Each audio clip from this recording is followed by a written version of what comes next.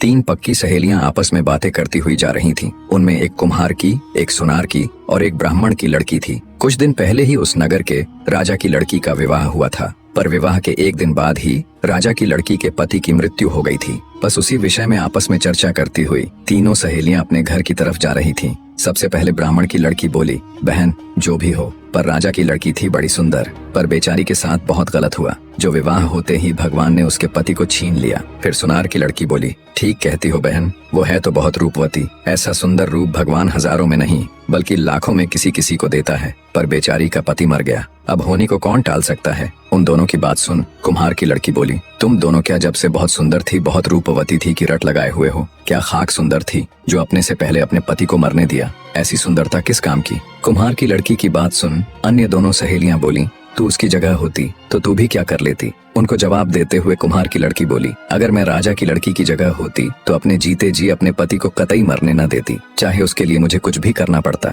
पीछे चल रहे सिपाहियों ने उन तीनों सहेलियों की आपस की सारी बातें सुन ली। सारी बातें सुन सिपाहियों के मन में तुरंत राजा के हुक्म वाली बात कौंधी कि जाओ जाकर ऐसी कन्या ढूंढो जो अपने से पहले अपने पति को ना मरने दे। सिपाहियों ने तुरंत उन लड़कियों को रोककर उनसे उनका नाम पता सब ले लिया और राजमहल आकर सभी बातें विस्तार पूर्वक ज्यों की त्यों राजा को बता दी। सिपाहियों की बात सुन राजा के मन में उम्मीद की एक किरण उभरी। उसने तुरंत अपने साथ अपने मंत्री व अन्य कुछ राजसभा के विद्वान सदस्यों को लिया और निकल पड़ा सिपाहियों के बताए गए गांव की ओर। कुछ घंटों का रास्ता तय कर राजा अपने आदमियों के साथ कुम्हार के घर पहुंच गया। राजा के साथ मौजूद मंत्री ने लड़की के पिता यानी कुम्हार को राजा का पूरा परिचय दिया और उसकी लड़की से राजा के लड़के के विवाह की बात सामने रखी। बेटी के लिए रिश्ता और वो भी राजा के लड़के का। ये बात सुन कुम्हार सन्न रह गया। उसको ऐसे देख मंत्री बोला, क्यों भाई कहाँ खो गए? तब उसने राजा व उसके आदमियों को आदर सत्कार सहित बिठाकर जलपान कराया और भागकर अपने आसपास रहने वाले अपनी जाति के लोगों के पास जाकर जब उन्हें सारी बात बताई तो उनमें कुछ लोगों ने तो मना कर दिया कि हम अपनी लड़की की शादी दूसरी जाति में नहीं करेंगे, चाहे वो कोई भी हो। पर तभी जाति के कुछ समझदार बुजुर्ग बोले, क्या पागलों जैसी बातें कर रहे हो तुम? अरे राजा के लड़के का रिश्ता आया है, ये बात हमारे लिए किसी सपने या किसी खजाने से कम नहीं है। जरा सोच कर देखो मूर्खो, हमारा भी राजपाट में हिस्सा होगा,